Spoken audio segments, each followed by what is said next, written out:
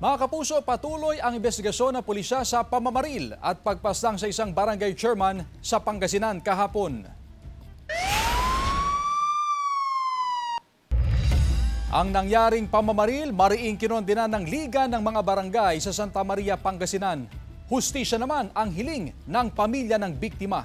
Nakaalerto CJ Torida. Ikinagulat ng mga opisyal at miyembro ng Liga ng mga Barangay ng Santa Maria, Pangasinan ang pagkamatay ng kanilang kasama na si Barangay Paitan Chairman Rolando Albino. Si Albino rin ang vice-presidente ng kanilang liga. Mariing kinondena ng liga ang pamamaslang kay Albino. Inilarawan si Albino bilang matatag na lider at sandalan ng mga punong barangay kung may problema. 8 taon na siyang naninilbihan bilang chairman sa kanilang barangay.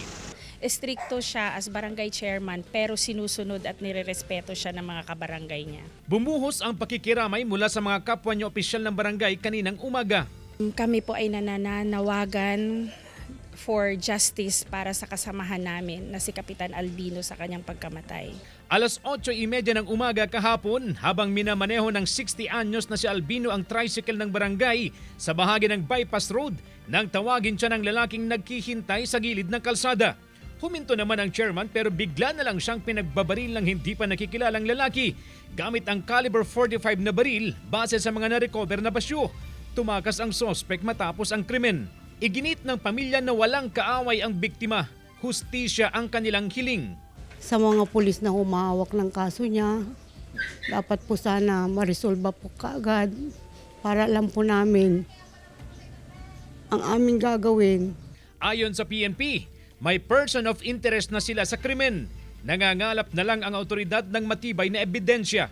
Bago nangyari ang krimen, itong gunman ay tumambay muna sa isang eskwelahan at nakita ito nagtanggal ng helmet, suot ng mukhaan, pati motor niya. Marami raw sinisilip na anggulo ang pulisya na posibleng sanhi ng pamamaril. Kabilang narito ang politika at ang pagiging dating pulis ni Albino. Tiniyak ng PNP ang masusing investigasyon upang makamit ang hustisya sa pagkamatay ng biktima. Kasama si Daryl Peralta, CJ Torida, One North Central Luzon.